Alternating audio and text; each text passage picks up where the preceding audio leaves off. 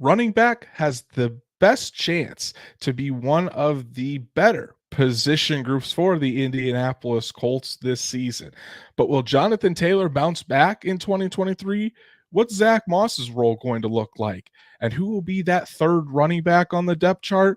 Well, let's talk about it. Welcome to the Horseshoe Huddle Podcast presented by Fan Nation on SI.com, part of the Fans First Sports Network. My name is Andrew Moore, and I'm joined here by my co-host, fellow writer at Horseshoe Huddle, Drake Wally. Drake, I hope you're enjoying your summer, brother. We still have about a month till training camp kicks off, but hey, we're still talking about Colts football, which is always fun to do. How you doing, man? How's your week been? It's been a really good week, and we're slowly approaching July 4th weekend, which for America is one heck of a time. So I know that I think that one of the reasons that this lull period is still warranting so much coverage and content is because so much is different in Indianapolis now. I mean, it's a far cry from 6 months ago what this team looked like. In such a short time, everything's flip flopped and everything's new. So I think that's why there's no shortage of things to talk about. But now that we've talked about the quarterbacks, we're going to talk about the group that is probably going to assist the signal callers the absolute most in this type of offense, and that's the running backs. Yeah, I would agree there. I think the running backs are still going to be a very crucial group to this offense, and the running game may be what this offense goes through here, at least to start the season. The chat is already up and firing. Logan Schmidt coming in hot with a super chat. Appreciate you, buddy. Great article on Anthony Richardson today. Yes, my rookie files on Anthony Richardson dropped this morning. Thank you so much, Logan, for the support. You're an absolute legend, and I'm glad you enjoyed the piece. It was very fun to write. So again, Logan, thank you so much. We've got a Cloud connected. What's up, my guy? And then Deep saying the gang's all here. We still need Stats Matt to get in the comments. Maybe he's running a little late. He quote retweeted this, so I assume he'll be in at some point. Yeah, he better. He's otherwise he's slacking on his duties. But hey, guys, if you haven't done so already, the ticker is showing you right now what to do. Like Horseshoe Huddle on Facebook, follow Horseshoe Huddle on Twitter at Colts on FN, subscribe to Horseshoe Huddle on YouTube, hit that bell so you know whenever Drake and I are going live, and hit that like button on this video if you're enjoying Drake and I's conversation about the running backs. If you can't listen to us live, you can get us on Apple, Spotify, Google, wherever you listen to your podcasts. We're on there as well. And as we talk about the running backs tonight, if you feel so inclined and you want to get your comment on the screen for us to talk about it, or if you have a question, throw a super chat our way and we will get to you ASAP. Absolutely ASAP. If you're going to be kind enough to give us a super chat, we're going to talk about that right away. And Cody Wilson said, I finally caught you guys live. Going to be a good night. Cody, we're glad you could catch us live.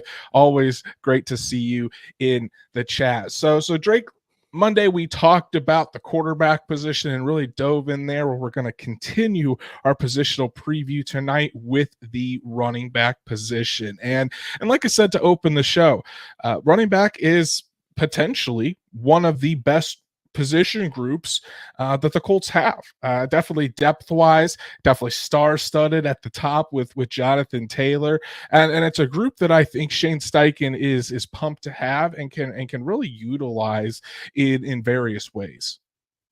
Yeah, and I've probably beat this drum to the point where it's like there's a hole in the dang thing. But I'm telling you, with what he did with the Philadelphia Eagles backfield, it just gets you super excited because this is a backfield that I think has even more upside potentially. Because, yes, Miles Sanders, great running back, but Jonathan Taylor is one of the few top tier running backs that is just absolutely a massive threat against any defense. So I think that when you can somehow operate some kind of committee around him, what he did not have in 2021, by the way, I think that could really elevate everybody's game in the backfield, which will elevate the quarterbacks, especially if it's Richardson. And that'll just help a guy like Shane Steichen and Jim Bob Cooter, who's calling the offense, integrate everybody in that much more with such a young core.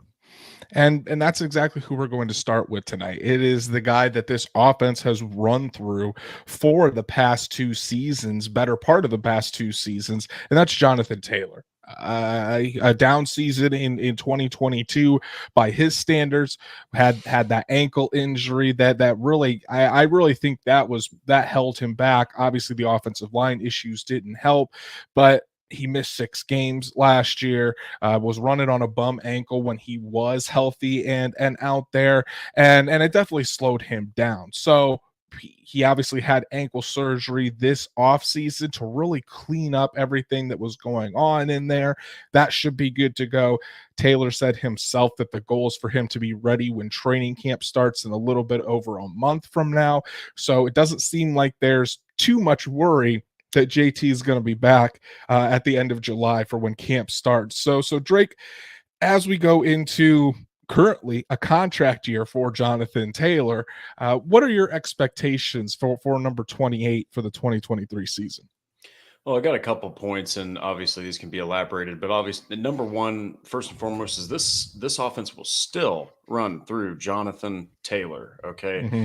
Again, another thing that we've hit like a drum is that one of the biggest things that makes Anthony Richardson so intriguing with his athletic ability, his record-breaking athletic ability, is to have him with arguably the best one-cut running back. I mean, you give Jonathan Taylor one cut and you give him just a little lane, he will do to you what he did to the Patriots to seal off 2021's game against them in Lucas Oil. He will go the distance. So it's one of those things where you have to continuously run the offense through Jonathan Taylor, at least until Richardson's up to speed. I do kind of going back to it, he will be a crutch, a big crutch for whether it's Richardson or Minshew. Minshew's never had a running back like Taylor. He's never had a weapon like Taylor. So you're going to lean on him regardless of who the quarterback is. And he really has, and we obviously will discuss this too, but he has a big chance to bounce back from a season that was a down year where he still averaged 78.3 yards per game, which is second best for his career. I mean, if he would have stayed playing the entire year, you're talking about probably 1,300 rushing yards on a bad team. So now you get all these great pieces around him and this new feel, this new breath of fresh air, new athletic quarterback. It's just really interesting to see how a bounce back year could look for Jonathan Taylor, because based off of his standards, last year was pretty dang low for him. Yeah, and you know I love my cliche sayings. I mean, the best ability is availability. I always love to say that. But here's another one: a young quarterback's best friend is a strong running game, and that's absolutely true. And yes, Shane Steichen did say we're going to throw to score points and we're going to run to win. But at the same time, at least early in the 2023 season, I really cannot see a way that the offense isn't run through Jonathan Taylor still.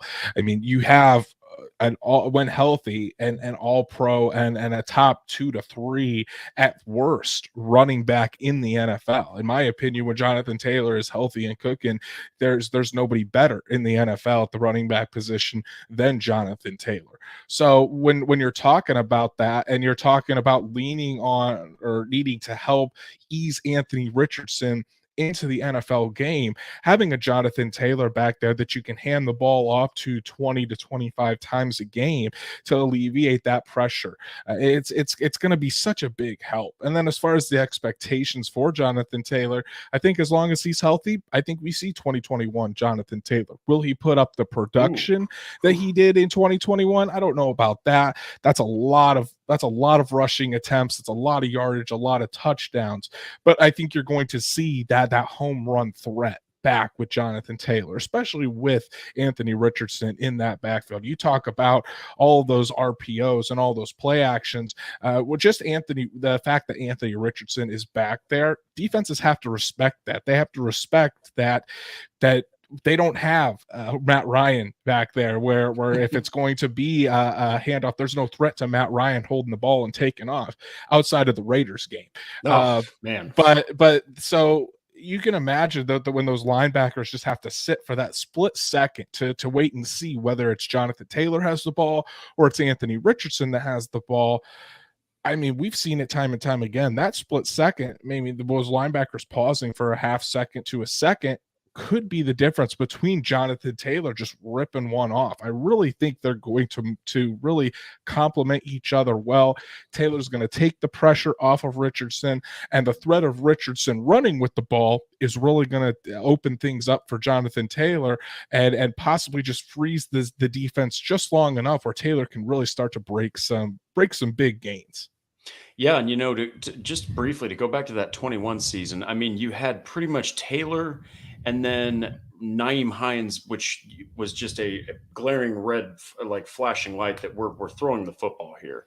And he still was able to put up 1,811 rushing yards, and he did it with a post-injury Carson Wentz. And now you're looking at this team, you've got the most athletic quarterback and pretty much still the same offensive line for the most part.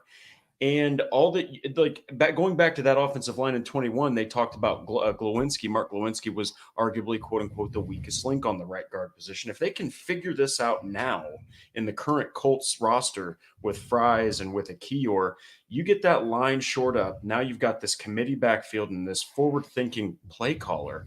I mean, it's really interesting to see to think what Jonathan Taylor could do after watching what he did in a one-dimensional offense that basically had him as the exclusive playmaker. Yeah, and obviously there's always a chance that Jonathan Taylor maybe does take a step back. Maybe we saw his peak in 2021, and since we haven't really seen him yet, we weren't expecting to see him whether he was healthy or not at this point. But there could be a question around Jonathan Taylor. So, what is your biggest question about JT heading into the 2023 season? There's only a couple. Number one is, can he replicate that insane 2021 performance? As I just said, I think that the possibility lies there just for what's around him, what's coaching the offense. And then, of course, how healthy is he coming off of an ankle injury? He's a running back. While it's not a calf injury, anything ACL related, it is still that lower extremity, which always gives you fits. It's different when it's torso up. It's like, okay, shoulder, you can get over that for a running back. But how is he going to come off of this ankle injury? He's rehabbing the heck out of it. I think that he's going to be pretty close to 100%, but you just never know. So that's definitely the biggest question for me.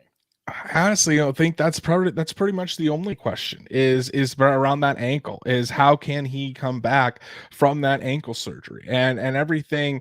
I think we're going to find out pretty damn quickly, to be honest. As soon as we can expect Jonathan Taylor to get plenty of run in training camp.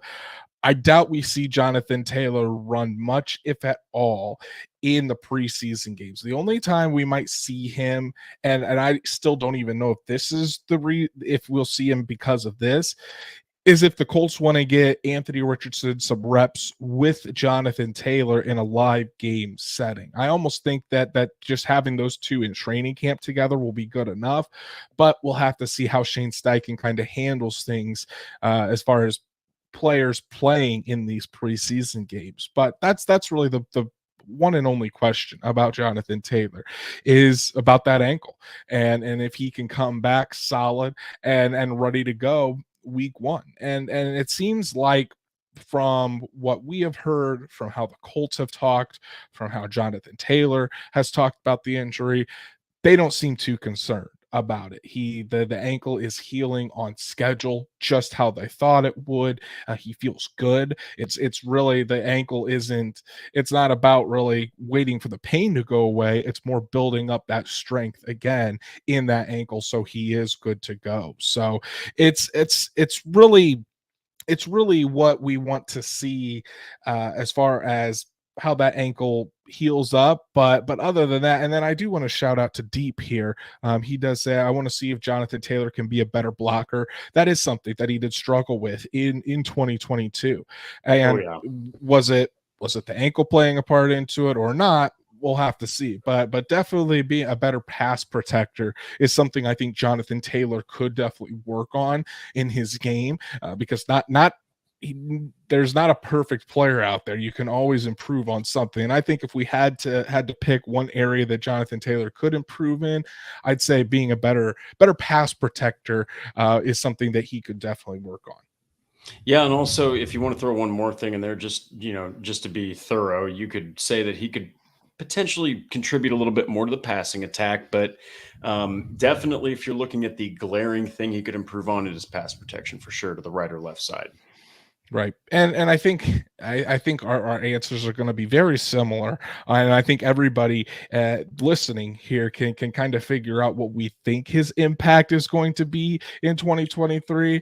But how do you see that playing out when Jonathan Taylor is on the field week 1, hopefully from week 1 through week 17 or 18? He's everything. I'm telling you, he's still the focal point of this offense. He might even be more important than he was when Carson Wentz was the quarterback. Wentz was a veteran. Richardson's a rookie.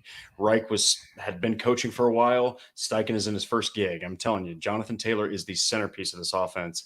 Both of my reasons have to factor into Anthony Richardson. He's going to make more explosive runs because he's got a runner as a quarterback, and he's going to have more room potentially to work with in gaps with the added factor of Anthony Richardson taking away defense's attention and everything else. Like you said, he just needs a split second. He's lightning in a bottle, I'm telling you. And if that ankle has healed up as it should, you could get right back to where he used to be a couple years ago.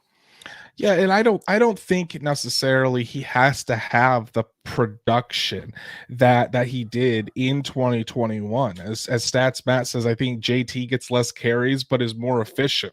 That's good. I think he really just needs to be there for Anthony Richardson and produce at the level that we know Jonathan Taylor can produce at. I mean, he can produce on third down. He can be your home run hitting running back. He can be a guy that you can really lean the offense on. I wouldn't say he's a receiving back per se, like a Christian McCaffrey or an Alvin Kamara. We've seen Jonathan Taylor do some pretty big damage as a pass catcher when he's been given the opportunity. So it's just all about, again, this season is all about Anthony Richardson and his development. That's really, from a long-term perspective, all that matters about this season. And again, the best thing that to take the pressure off of Anthony Richardson and make things easier is the threat of a very dangerous running game with Jonathan Taylor as the spearhead for that running game. And I fully believe that we're going to see not only a healthier Jonathan Taylor, but a hungry Jonathan Taylor. I mean, it seems like, his 2021 season was literally just a year and a half to 2 years ago, not that far removed from that. And it seems like when you talk to people around the league, or you see all these lists of people ranking the top running backs, I mean, Jonathan Taylor a lot of times doesn't even show up in the top 5. And it's like the disrespect that's just because he had a bum ankle.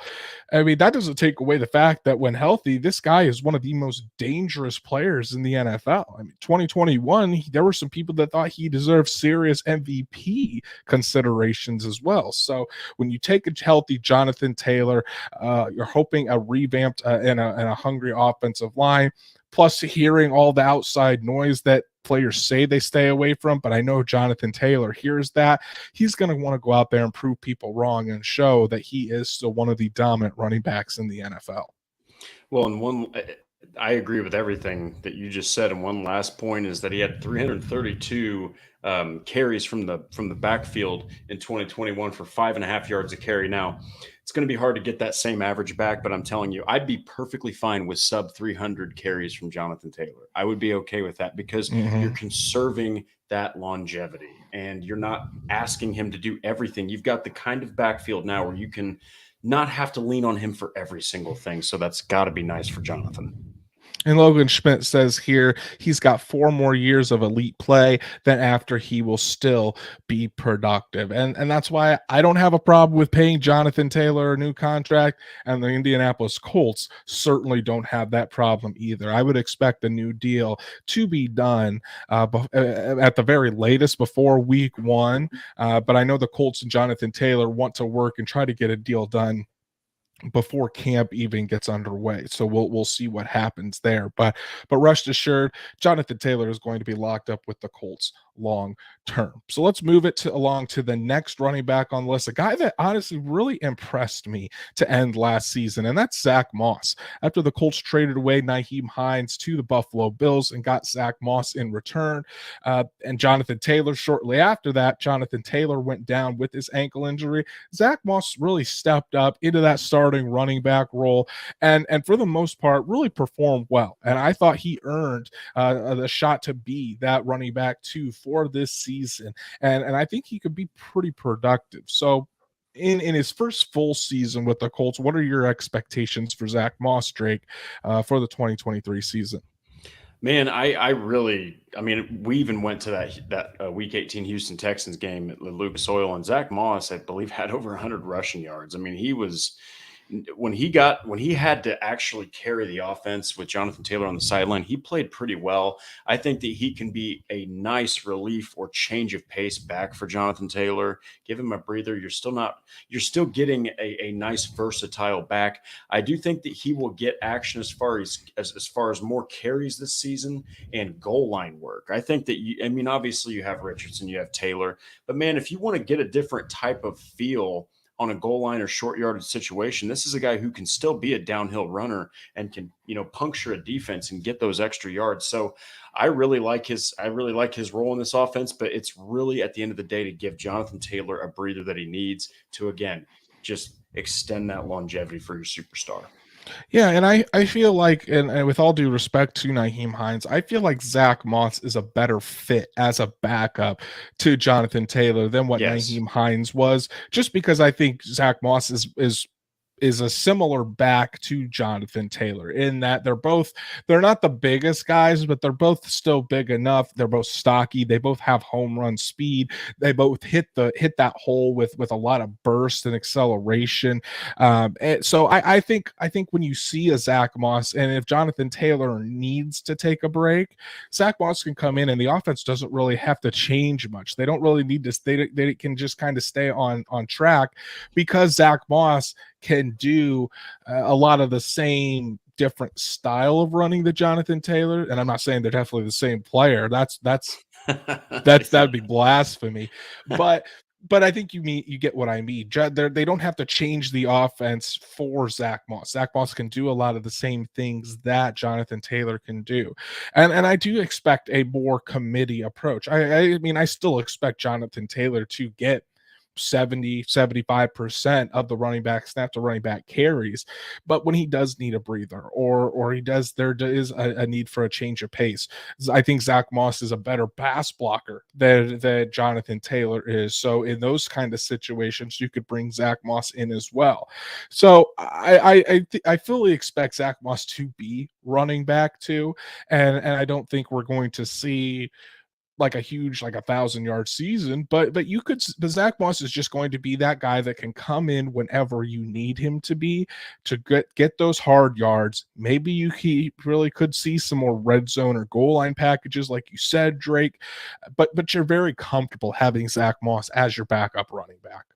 Yeah, and he's, obviously, like you said, he's not Jonathan Taylor, but the style just fits because, again, this is not to fall upon Nyheim Hines. It's not his fault. He was with the Colts. Okay, so it just you knew that it was going to be a passing situation when he came in. You're not going to put your quarterback directly under center and put Nyheim Hines behind him on a goal line situation. That's just not happening. So you can do that with Zack Moss. He's probably going to be a better pass blocker because he's more of that bowling ball style type of body build where he's going to put a lick on somebody who's coming to the quarterback. So I just think that at the end of the day, like you said, he just fits this system way better.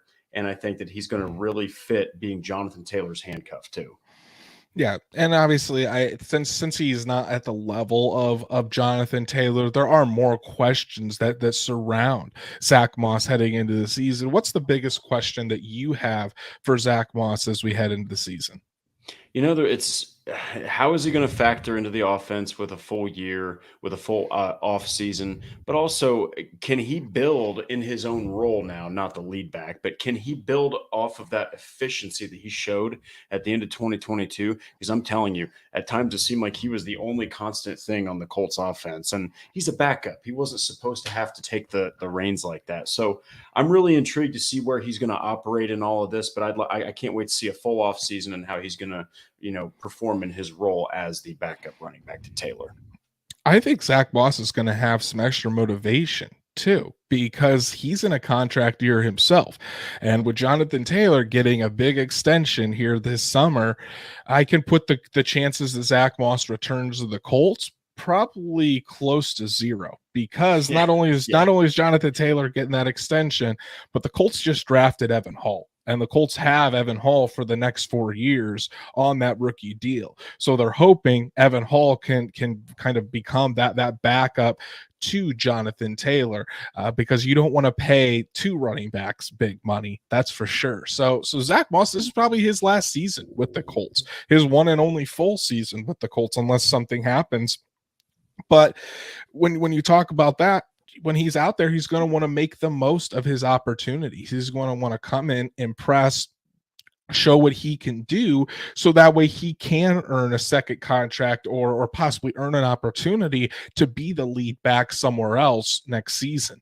So when you kind of think about it that way, I think there's going to be extra motivation for Zack Moss to make the most of his opportunities, to really go and show the full Zack Moss experience, what he has to offer. Not only can he be a top-rated blocker, but he can be a running back that you can count on to get 4 to 5 yards every touch and continue to move the chains. So can he build off of that 2022? And how does being in a contract year really affect him? Does it affect him for the good, where he goes out there and performs well? Or does he start pushing too much and we start to see him slide back, where he's not as effective as he was last season towards the end of the year? But in 2023 here, we already talked about how we expect him to be the running back too. What type of impact do you think he's going to have for this Colts offense? Oh, well, two things. Number one is what we already talked about is I think that he's going to be a massive impact for Jonathan Taylor. He's going to kind of be able to help Taylor maximize those reps rather than have to lean on one guy to do everything from the backfield in a position that is somehow losing its value.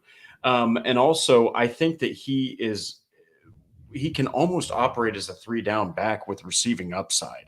And, he can also be impactful in the blocking, which is something that the Colts were really lacking in their other running backs, and Taylor can improve in. So I think those are two ways he's going to be impactful. And also he could be a mentor to a guy like Evan Hall. Yeah, I like that. I didn't even think of that about being a mentor. But we already know Jonathan Taylor is going to be the captain of that group. But you have a quote unquote veteran running back group outside of Evan Hall with Taylor, Moss, and Jackson, and so it's a good group to have. I think his impact is going to be that you don't have to solely rely on Jonathan Taylor. You don't have to make sure he gets 80 to 85% of those carries and you run him down before the end of the season. You can kind of take things slow, and you don't have to necessarily put all that pressure on Jonathan Taylor, because you have a suitable running back in Zack Moss. But I think we're going to see a lot more third down play or snaps for Zack Moss than a lot of people expect, just because of his ability as a blocker and to be out there with Anthony Richardson or Gardner Minshew on those tough third down plays when they're sending extra blitzers or that just to help on the chip on the edge, things of that nature. Evan Hall might be able to take that over as the season goes along, and I'm sure we'll see Jonathan Taylor with plenty of third down snaps as well. But I think that could be a primary role for Zack Moss in regards to where we see him the most, and then as well as backing up Jonathan Taylor throughout the season. Yeah, and everybody, I was just going to say real quick, it's one of those things where it's just going to be awesome to see Taylor not have to shoulder the entire offensive load and actually have a little bit of relief. I'm all for it all day. And then we get to the next kind of group, or maybe the next battle for the running back position. and that's Evan Hall versus Dion Jackson. So, and it very well could be that both of these guys make the roster. In my way too early roster prediction, I did have both of these guys. I had the Colts keeping 4 running backs. And before we get that, Stats Matt says Moss is an elite blocker out of the backfield, according to Pro Football Focus. So that just kind of reinforces what we were saying there. But Evan Hall versus Dion Jackson for that third running back role, for that maybe the pass catching running back per se out of those two. So it's going to be interesting to see really what how the Colts go with this and who they put in where. Does it start out as Dion Jackson and go to Evan Hall? Does Evan Hall win it from the start? Because I know the Colts really like and what they've seen from Evan Hall so far. And he's really impressed coaches throughout OTAs and mini camps. So Drake, when you're looking at this battle between these two running backs, kind of size up what you see from Hall and what you see from Jackson and how they can help this team. Man, Dion Jackson last season actually played pretty dang well. I know that there was one game he had like 10 catches. I believe it was against the Jags when there was no Jonathan Taylor. He was literally the starter and still had 10 receptions. So this is a guy that can clearly receive out of the backfield.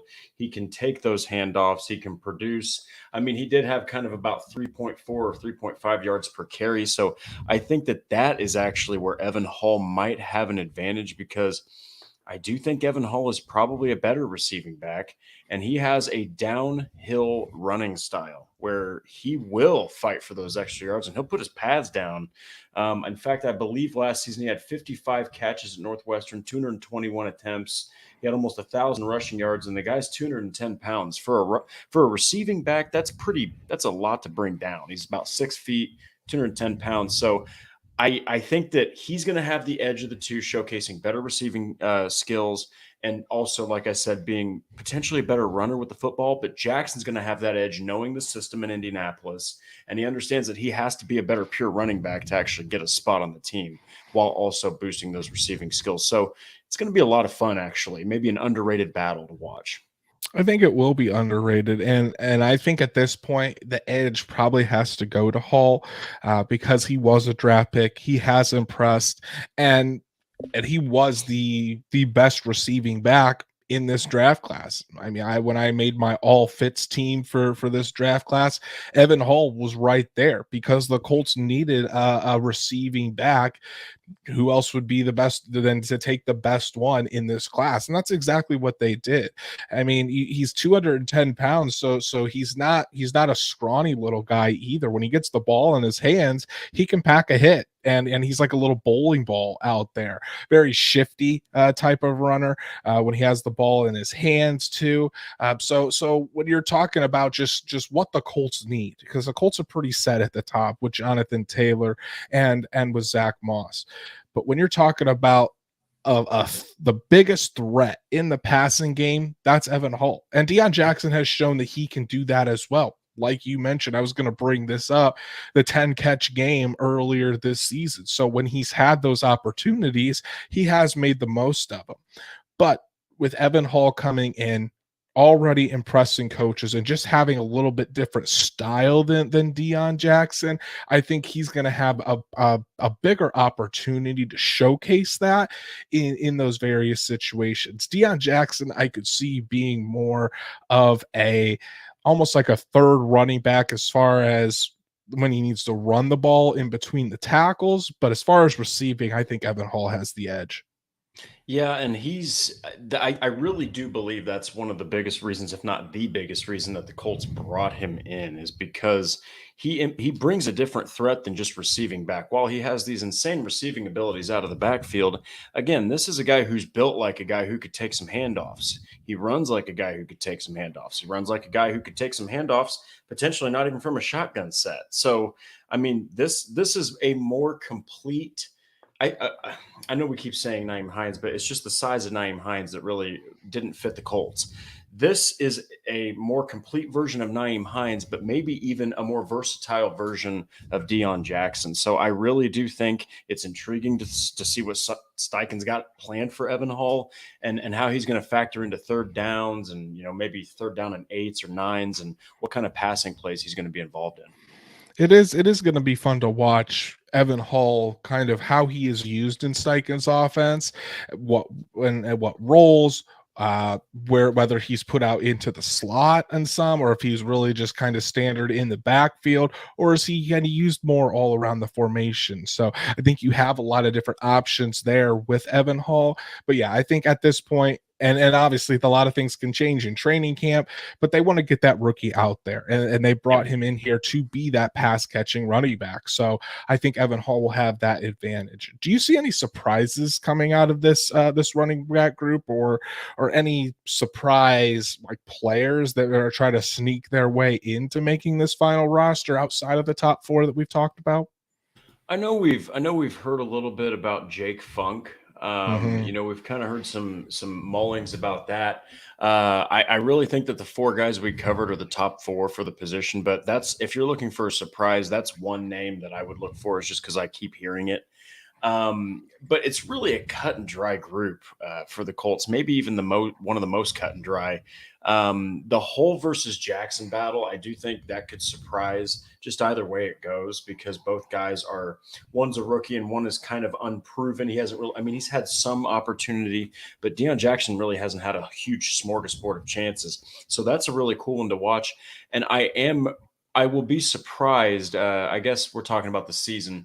If I start seeing Jonathan Taylor sit more and Zack Moss is taking more of those third down rolls, or maybe more of those short yardage rolls, you're kind of thinking, is the ankle, up to speed? So I'm intrigued to see if Taylor's going to be sitting more, or if he's going to be out there, like you said, those 80% of the snaps for the running backs. Yeah, I think really you nailed it on the head there. The only surprise that I can really think of at the running back position would be if Jake Funk supplanted maybe a Dion Jackson as that fourth running back. But as of right now, I don't know if we're there quite yet, but we'll have to see. Fun fact about Jake Funk, he is actually married to a former contestant of The Bachelor, for anyone that cares about that sort of thing. But I digress. Nice. No, I don't think there's going to be any surprises really with this group. I think this group is one of the only groups on the Colts that you don't have to worry about.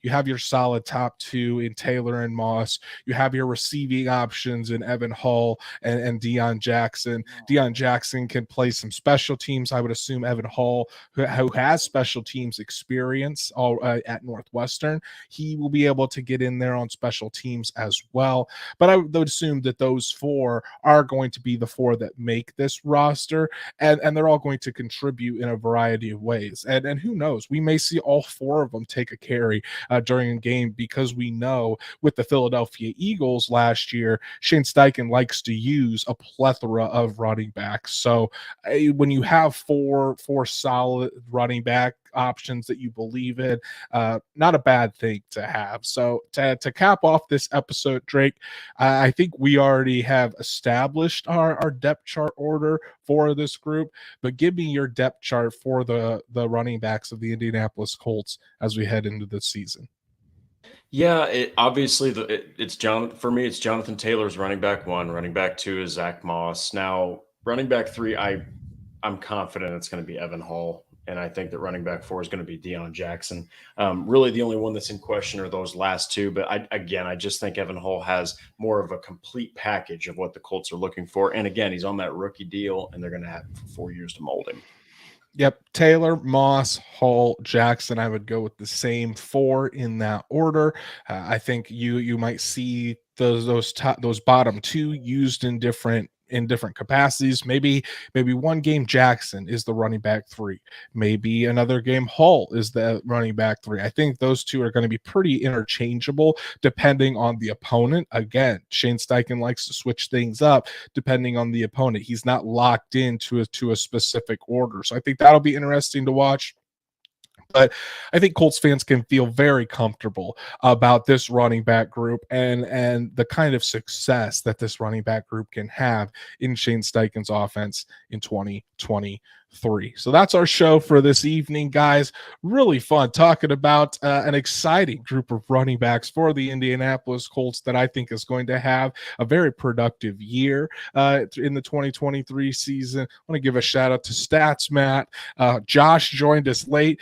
Thank you so much for joining. Good to see you. Sky, Deep, Logan with the super chat tonight. Really appreciate that. Nathan, Marvin Fox, Cody Wilson, a Cloud Connected, everybody that joined tonight. Thank you all so much. It was a lot of fun talking about the running back position. And if you haven't done so already, please go ahead and follow us on all the things on social media. Go ahead and like Horseshoe Huddle on Facebook. Go ahead and follow at Colts on FN on Twitter. Subscribe to Horseshoe Huddle on YouTube. Like this video if you enjoyed it, and hit that bell so you know whenever Drake and I are going live, whenever Destin and Shad are going live, because we'll still be pushing Colts content out all summer long as we get closer and closer to training camp. And if you can't listen to us live, Apple, Spotify, Google, wherever you get your podcast, we're on there as well. Leave us a 5-star rating and review. We really appreciate that as well. Drake, you've been writing away, as always, pushing out content on horseshoehuddle.com. What can the people go check out? I just did one about there was that Michael Pittman Jr. was designated as overvalued in fantasy football, and I can understand where that came from. And so basically I break down why that was the case and how he could bounce back with a new feel that's in the Colts building. And of course, 3 reasons that patience is going to be the most important for the Colts to hit their full potential. The patience one is key. If you've been watching our show, you know we've been preaching that for weeks. Definitely go check that one out. And I'm going to throw up Stats Matt's comment. Read the rookie files. Yes, my rookie files piece on Anthony Richardson dropped this morning. That one was a lot of fun to write. Anthony Richardson has a hell of a story from growing up in Miami to the impact his family had on him, suffering a tragic loss in that family, and just everything that went into the upbringing of Anthony Richardson. So please go check that out. It'd mean a lot to me. Really fun piece. And I'm going to do that on every single one of these rookies in the Colts 2023 draft class. So you can expect Juju Brents next week, Josh Downs, and possibly even Blake Freeland. We might be able to fit 3 in next week. So definitely go check those out. You can follow Drake at DWalsterDrake. You can follow me at Andrew Moore NFL, and we will be back Monday night to talk about the wide receivers for the Indianapolis Colts and what that might mean for this offense. So until then, everybody, enjoy your weekend and have a good one.